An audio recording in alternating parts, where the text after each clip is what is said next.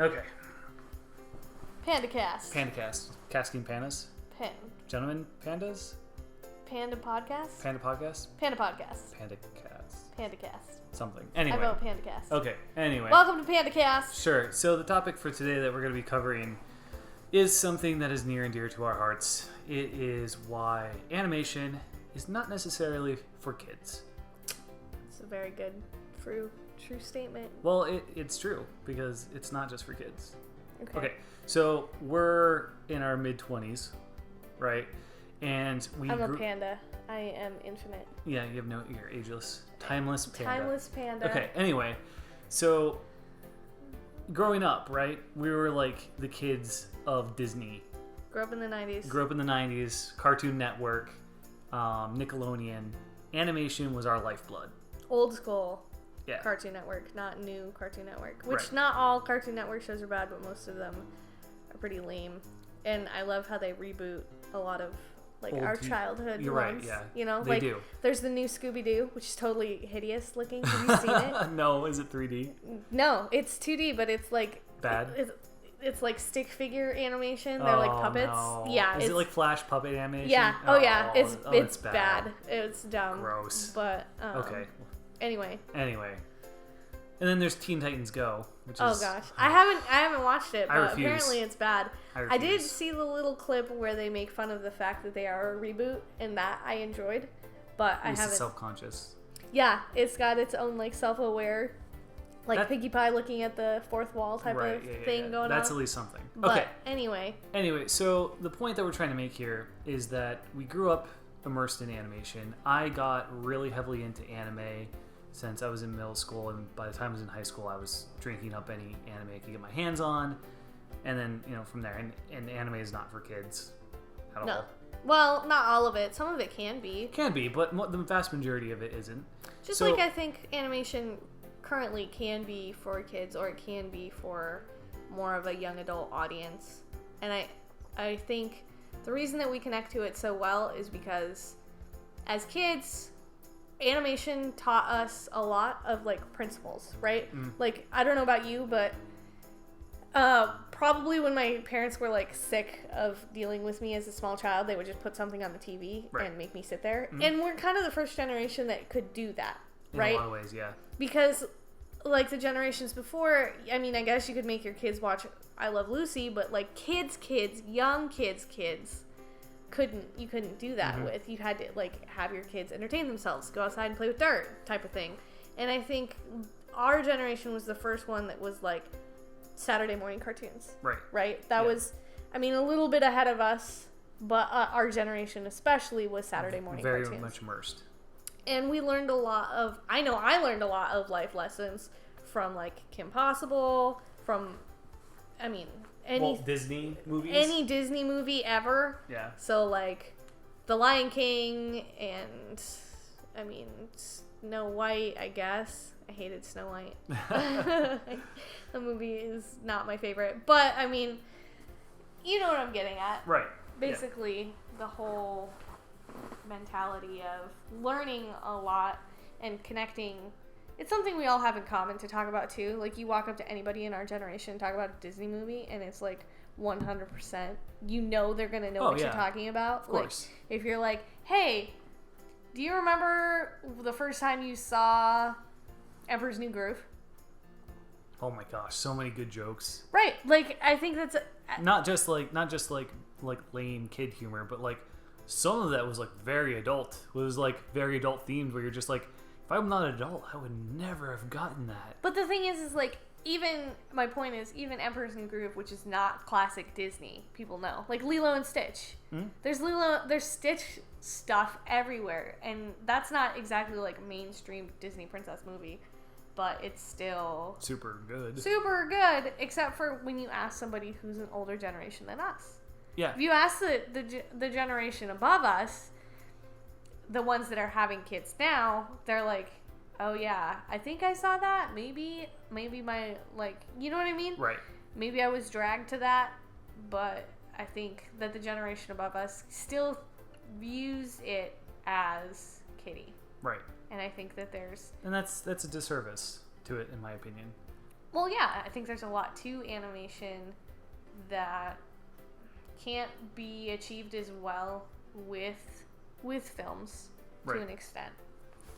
Yeah, no, and I definitely agree with that. I feel like... Shoot, trying to, like, collect my thoughts. Help me out here. Collect your thoughts? Yeah. No, yeah. I mean... They're scattered all over the floor. I gotta pick them up. What I was gonna say was, like, I think there's a lot of value that's put into cartoons that have come back. Like, for example, there is seen as, like, an animation resurgence. Mm-hmm. So there was the animation period that is us as kids, right?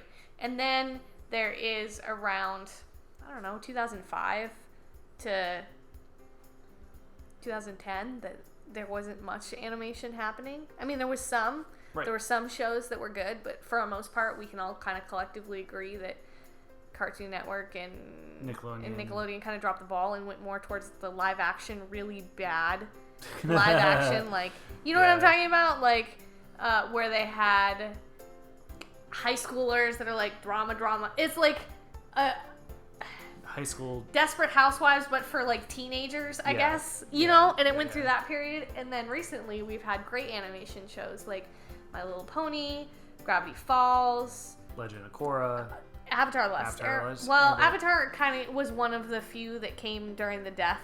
Yeah. Like the lower side of animation, I would say. There are still good good shows that came out. Danny Phantom came out in that time. Ben 10 started at that time. Avatar: The Last Airbender was in that time. But there was less. Saturday morning cartoons stopped. Right. And I think that there was a big, like, the really bad Sonic that was on, like, Saturday morning cartoons that was, like, replayed to death. Yeah. That was kind of the era of, like, nothing good. Dry spell. And there weren't a lot of... I'd say Disney got their footing more recently with Tangled, with Big Hero 6, with Frozen, even though I'm not a big fan of Frozen. Better watch out for the haters. Coming to burn down your door. They're going to come and kill me because Frozen is apparently the greatest Disney animated film in the history of ever. We will talk about that on a separate podcast. Why Frozen is not the greatest. However, I think that has been the resurgence that has been recently with cartoons. And I think this resurgence is better. And I say that because, like, certain shows are starting to accept the fact that they have an older audience with them. Right. Like Gravity Falls. Yeah. Right? So our generation of 25 plus-ish somethings are now having kids. And we are probably going to be the first generation that is excited to sit down and watch kids shows with their children. Yeah, right? Exactly. For example, Gravity Falls, if you are, 25-something, 28-year-old, and you have a, 5-year-old kid, you're going to want to watch My Little Pony with them. I mean, really, that's something that I think, and it's cool to see parents that can do that are like, watch My Little Pony with their little girl. And it's not weird. Right. Well, not only that, but, like, using My Little Pony as an example, like, the original creator of the show, when she wrote it as an adventure story. Lauren Faust. Right, exactly. Yeah. And, it falls within the, I learned a lesson for the week type of show, but she did it in a way that respected the audience. In My Little Pony, like, please and thank you. Right. Yeah, like, well, I mean, jumping ahead a couple of seasons, there's the season finale of season 4. Which is like Super Saiyan mode? Which is basically Dragon Ball Z with, like, My Little Pony with giant lasers being shot everywhere and mountains exploding. Because it's not animation if it doesn't have giant lasers in it. Yes. Yeah. Yeah. But anyway. I think... beyond that, with our most recent fandom of Voltron, which yes, we will do a separate podcast on as well. Voltron, the cool thing about it is it's its own resurgence of an older animation. When in the 80s, when animation was at its birth, there was a lot of rough things happening there, like the original Batman. There was a Batman TV series in, like, the 80s that was it was kind of, and He-Man and like we're right, throwing back. Oh yeah. But the more recent resurgence of Voltron has a very anime flavor mixed strongly with the 80s, and I think that they have a good way of valuing their audience as well. Mm-hmm. I mean, we get some good fight sequences. There's some cheese in it as throwback to the 80s, but for the I think most it's part, on purpose. It's not. See, the cheese from the 80s and the 90s was by accident. Right. It was because it was bad in some ways. But the cheese in the new Voltron not is bad, endearing. It was endearing? its own. Yeah, it's endearing. Oh my word! Like you can watch something from the 80s and be like, "This is bad," and smile at it, right? Like it's endearing in its own way because that's the history of where we came from. Sure. Yeah. You can't accurately say like, "Oh, I love animation," and you don't recognize your roots at all. There's roots there that you have to tip your hat to, even if you don't particularly like them. Yeah. I'm just saying. Okay, no, that's fair. But look, all I'm saying is this. The new Voltron is good because when it's cheesy, it does it knowing what it's doing. Right. It is full well tipping the hat. It is very well conscious of the things that it's doing. And more often than not, when like there's the sequence where they're learning how to work as a team to form Voltron and all this stuff. And they have this ridiculous sequence where the pilots like go to their separate lions to go into the cockpit and everything, and Hunk, the big chunky dude, the heavier set guy, he just can't do this thing that all the other pilots are getting away with doing. It's like ride down the zip line and like jump down a slide and then like land. I think that's them poking fun at themselves. Oh yeah, at that point, 100%. Like they're, I mean, it's ridiculous. It's ridiculous, and yet they poke fun at themselves because they're like, we are fully aware that what we're doing is a throwback to the 80s. So to give you a little bit of backstory on this, if you have not seen this yet, and it's on Netflix, go watch it. It's 11 episodes long. It's like 5.5 hours of your life. It's great. When they get into the lions, which if you know anything about Voltron, it's 5 lions that all combine into being one big like super soldier mech thing. And if that's not your cup of tea, that's perfectly fine. But in order to understand what we're talking about, I wanted to give you a little bit of backstory. So in order to get into the lions, they make this utterly ridiculous long sequence of like, it's not like you walk into the mouth of the lion and like you sit down in the cockpit and you're there. It's like you like grab this like trapeze thing, it like shoots you down like this hallway, and then you have to jump off the trapeze, fall down a trap door, and then you land on like a little speeder thing, and then the speeder thing like zooms to the front of the lion, and then it like opens the front of the doors, and now you're in the cockpit and it all comes to life. Right. Like you gotta go through this whole freaking sequence every time you get in, and the first time that they make us see it is when they have Hunk like totally fall off and totally fail, and it's hilarious because not only is it funny to see him fail, but the really funny thing is like, this is ridiculous. We are tipping our hat to the fact that this whole thing is crazy, but it's from the original, and we are 100% going to tip our hat at it because it's a thing. And for us as older audiences, we enjoy that because of it. And I think the other thing that I really appreciate about the new Voltron that I wanted to get to is the characters. Is each character has a backstory, has a reason for being there, has a history that they are bringing with them that changes their interaction. Like Pidge, without spoiling anything, Pidge has lost his family. He's lost his brother and his father, and when they're trying to all become one with these lions becoming the ultimate super soldier, they have to all kind of mind meld. They have to kind of understand where each other is coming from, and they're supposed to focus on their lions and focus on bringing their piece into the team. And Pidge has a real trouble with that and keeps focusing on his family. Yep. And it's funny that the other characters are like, yeah, quit thinking about your family, quit thinking about your girlfriend, we gotta focus here. And Pidge has a struggle with that. And then the next episode is revolved around Pidge wanting to leave the team because his whole purpose was to find his family. Right. And I like that because it's not just like, hey, we're gonna have the castle attacked. It's not only are we gonna have this crazy like castle attack sequence, but we're also going to have one character that is more or less leading the charge as far as their change. Right. And we get to see Pidge's change, and they use that character to, like, be the main instrument in saving the castle. Right. And then they realize the importance of Pidge being there. Which leads into, like, kind of a major point, right? The biggest difference between animation that is clearly for kids and animation that is clearly, like, with an older audience in mind, or just naturally draws in an older audience, is characters that are meaningful and themes woven throughout the story that are genuinely heartfelt and meaningful. Like, for example, like Voltron, I think it was really interesting. Like, it could have been a classic, like, superhero thing, like, I'm going to be a good guy, I'm going to go save the world. And it's super boring because we've seen it a million times, right?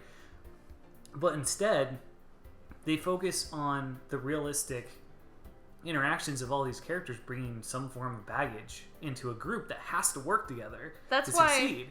And not only that, but, like, they also weave in the meaningful themes of, like, the character's growth, where, you know, one character's like, oh my gosh, like, I didn't really understand why I needed to be here until I saw how bad things were for everyone else. Yeah, that's a good And I got to see that disparity face to face, and it made me realize, like, there is a genuine reason why I have to be here and I have to do this, because we're the only ones that can make a difference right now. Right.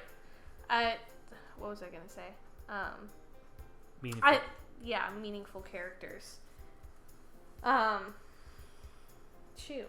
You went off on a different direction than I was going to, and that's fine. I was just saying, though, like, and I mean, I feel like that is the big draw for not just Voltron, not just Legend of Korra, but all these shows where we have these characters that they act and they speak and they behave in a way that we would expect from a real life person. We're not just, this is what I was going to say, we're not just learning something, and I mean that in a sort of, like, villain of the week sort of thing that is more normally geared towards kids ones, especially, like, little kids shows where it's like, oh, Bob the Builder learned that friendship is important. Bob the Builder learned that you don't lie. Bob the Builder learned, you know what I mean? Yeah. Like, those are values, of course, but we learned them as children, right? Because we grew up in this animation, like we said. So we've eaten the baby food already. Now we're getting to, I want a steak. I want a steak. I want previous failures, my past, whatever baggage, because everyone comes from some sort of home that was broken, or family or friends that impacted them, that made it broken, that we bring that brokenness with them, and it's cool to see characters that have that brokenness with them and are trying to fix it. And it's through, friendship or communication or love or trust, control, selflessness, whatever theme there is overarching for that season. It's cool to see that theme impacting every single character and how they're learning it through the interactions of each other. I mean, that's really what brings the depth to it and makes it into a more young adult themed show without it being like blood, gore, sex, alcohol, drugs. Like, that's normally what we assume with adult, that term. I hate that term adult, which is why I really believe in the PG-15 rule, which I've talked to you about, is because I want to see something that uses my brain, right? I am a young adult. I have the brain capacity to think more than, a 10-year-old, and I want to be valued as such.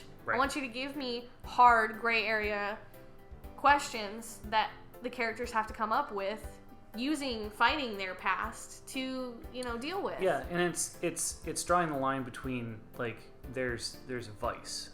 Right.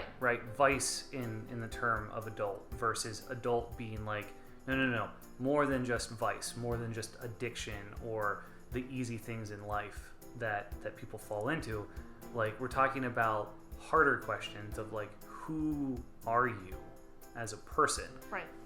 Why does this vice affect you, and how to get past it too? Right. How do you overcome something like that? Not, oh, I'm just wallowing in it and it's terrible and awful. That's sometimes in anime that really bothers me, is like, oh, I'm just dark, I should just accept the darkness and it's just terrible and blah blah blah blah blah blah. it's a much more interesting story when you get the story of like Zuko from Avatar. Yeah, redemption. Where if you haven't seen Avatar, that's horrible and I pity you. You need to go watch Avatar The Last Airbender. But Zuko comes from a very broken family, disowned by his father, and he wants nothing more than to reclaim his honor, which becomes a joke. Honor! Honor! But I think the only reason it becomes a joke is because it's such a theme with Zuko that it's easy to make fun and troll things like that. But it's true for Zuko, and it's cool to see his redemption story through it, that he doesn't just wallow in it, that Iroh pushes him to be better. He was different as a kid. He wasn't hard and wasn't like manly like his dad was. He was more soft and had more emotional feelings and more connectedness to people. And his father saw that as a weakness, and it takes his uncle, and it takes being banished, and it takes being scarred for him to realize that that's a gift, and that he should embrace being, who he is as a very thoughtful, very interesting, very sociable person. That Zuko sociable? Yeah. Well, he was born sociable. Right. My point being, he liked sitting and chit-chatting with his sister, and his sister just wanted to punch him in the face. Right. That's more what I meant. Yeah. He comes back around to being more of a sociable person. Right. With Iroh, he's very sociable. But I feel like that's very, like, the thing that I really appreciate, like, about Zuko's journey and how it, like, ties into this idea of, like, meaningful characters and meaningful themes is, like, Zuko, I feel like, goes on the path that many of us find ourselves on. The individuals who find themselves really enjoying this kind of animation, these TV shows, right? He goes from being naive in a child to An adult. feeling those scars, feeling that hurt and feeling that pain. Yeah. Going into that angst and pain and darkness and, like, that being The swallowed up by that, but then eventually going through that pain and through that darkness and coming out the other side and be like, you know what? The things I loved as a kid weren't childish. Right. It's they were good in of themselves, and being dark and scarred and painful isn't being an adult. No. It's learning to move past that and not be naive, but still love the things that I loved as a kid. To understand the world where it is, but to not accept it to continue that way. Yeah. You know what I mean? I have the idea that, like, yes, I understand that the world is dark. I understand my own darkness, but that doesn't mean that I need to let it consume me, and it doesn't mean that I can't rise above it. Right. And that's a very adult theme. I mean, come on, like, doing that in real life. I hate that word, though. I hate that adult makes it sound like it's, like, bloody and gory and nasty. No, but it's mature. It's not mature. It's any word you use growth? makes it sound R-rated. You know what I mean? I and know. it's not because that's how the world is. It's either R-rated or it's like Y for young. You know what I mean? Like, that seems to be the tables. Well, that's because it's easy to throw the world into a dichotomy and being like, well, if it's light and hopeful, it's childish, and if it's dark and gritty, it must be adult. It's like, it's that beautiful gray area, honestly, that is good storytelling for young adults. Exactly. Which, I mean, in my opinion, kind of leads us into the next topic, which is, hoping that the industry takes notice.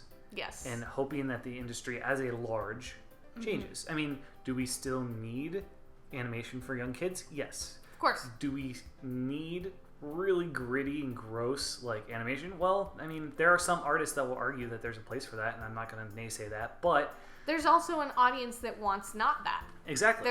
I think that's more the thing is, of course, there's an audience for childhood animation, and of course, there's an audience for, like, Archer, and you know what I mean? Right. And, like, yeah. that style of animation. But there is an audience in the very middle that is being neglected. The people that like How to Train Your Dragon. You know what I mean? I mean, How to Train Your Dragon, Korra, even Tron. Oh my gosh. Tron Uprising. We'll talk about Tron later. Yeah. Oh my gosh. But anyway, that's another one. And I feel like Green Lantern. Well, okay, let's take a perfect example. One of the biggest movements. Hold on. Green Lantern, the animated, not the movie. We're not talking about the movie. We're talking about the animated series. Continue. Okay. So one of the biggest examples, right, of an animated series that has come out in the last 4 to 5 years that is a wonderful example is My Little Pony. Yep. I mean, if you go online, you will see a wide range of fandom, but it is without a doubt a fandom that is in its majority older. Yes. Like from age 20 to like 30. Yeah. And I mean, like, these people go out and spend money on this stuff and buy merchandise. And there is merch for it. Yeah. And that's what's cool about it, is that the Hasbro has seen the bronies, quote unquote, are a legitimate audience. And you can get, like, leggings. You can get sweatpants and t-shirts belts and wallets and stuff. Pop art figures and cups and whatever. Which is clearly not meant for a 5-year-old. No. This is merch for an older audience. And I think that's something that's just sorely lacking, is merch. That's something I'd love to see the industry change. Right, exactly. And Get I feel some like merch that we, as young as adults, like I have totally dig. our Star Trek pizza cutter. Right. And it's awesome. It is literally the Enterprise as a pizza cutter. And I 100% bought it, because if I have to have a pizza cutter, which is very an adult item in my life, it might as well be Star Trek. Yeah, exactly. I don't think people realize. No, not yet. That's our culture. Yeah. You know? Exactly. And I feel like there are some instances where, like, they get that. Like, there's a Turtle Tea, which is like a t-shirt company. Like, those guys totally get it, right? Which we are not saying that we are. Oh, we're not sponsoring. We're not sponsored by them, but we do appreciate them. Yeah, there's plenty of companies. There's plenty of companies that do that, and I feel like Hot Topic gets in on that. They understand, and I feel like if the animation industry got behind that mentality a little bit more. I mean, we say this just because we want better shows. We want more shows that are done well. Yeah. Oh, yeah. There's not enough good TV right now, for certain. Like, it's cool to finally see, like, The Flash and the Arrow on TV, which is not animation, but still more... Along that mentality. More like a young adult audience, and I appreciate that. I'm appreciating the nerddom culture starting to set in. I think Marvel was a huge influence on that. Well, I mean, you just watch Big Bang Theory. And it's super popular. And, I mean, seriously. And it's just nerddom. But I'd like to see nerddom, a little bit more of the animation of nerddom come into play as well. I think there's a lot of aspects of it that can be brought forward into mainstream if they were more understood by the 40s, 50-year-old people who are in more of the CEO positions. More the authoritarian of the company. Of the companies. And they're making these choices that's like for example, if you haven't seen it, Miraculous, it's good. It's not the greatest, but I really enjoy it. But that's not even the point. The point is Miraculous itself, from a logical standpoint, does have a large older audience following it, as well as a younger audience. However, all of the merchandise for Miraculous Ladybug is like 10 and under. All the merch that they're selling. And it's like, when you go and you see that a lot of the audience is 15, 20, 25, you're not even throwing anything into the ring of that market. You're not even giving them a chance to buy. Yeah, and that's what's frustrating, is like, whether you like the show or not, there are fans that do love the show and they want something. So, like how Ruby, the show Ruby, has an older audience and a younger audience, and they have things for an older audience. They have adult tees, they have posters, figurines that aren't just like action figure, $10 action figure, but like $30 or $50 like figurines that you put and they look awesome, and we even own them. That's the stuff that's missing. Yep. I wish they would throw at least some rings into us that we could, pick up on if we did like that show and we did want to, buy it. So yeah. Well, guys, we need to go ahead and wrap up here. This has been John and Jen for the Gentleman Panda podcast. The Panda Cast. The casting of pandas. Anyway, thank you for joining us this week. We hope that you enjoyed this podcast and this discussion. We will be back next week to continue on with more topics. If you guys have any requests, post in the comments. We will take things into consideration if there's a majority vote. Otherwise, we'll just continue on with more topics of interest. Yep. And it was a pleasure. And we look forward to talking with you guys about more nerddom culture and art next week. Yep. Look out for us on all the social medias. You can find our main website at thegentlemanpanda.com and all of the various media links for the social medias such as Twitter, Tumblr, or Facebook. Yes, all the things. If you enjoyed the podcast and you enjoy what we do, please consider donating to Patreon. Even $1 a month helps us greatly, and there are many bonuses that come with Patreon life. Well, other than Patreon, though, I'd just appreciate if you could subscribe and give us a like. Indeed. Show your friends. Let them know that we're doing podcasts, and if your friends are as nerddom as you are and enjoy the animation things or the art things in general, that's pretty much what this channel is going to be about. So if you're interested in any of that, make sure to subscribe. All right. See you guys later, and we'll catch you next week. Bye.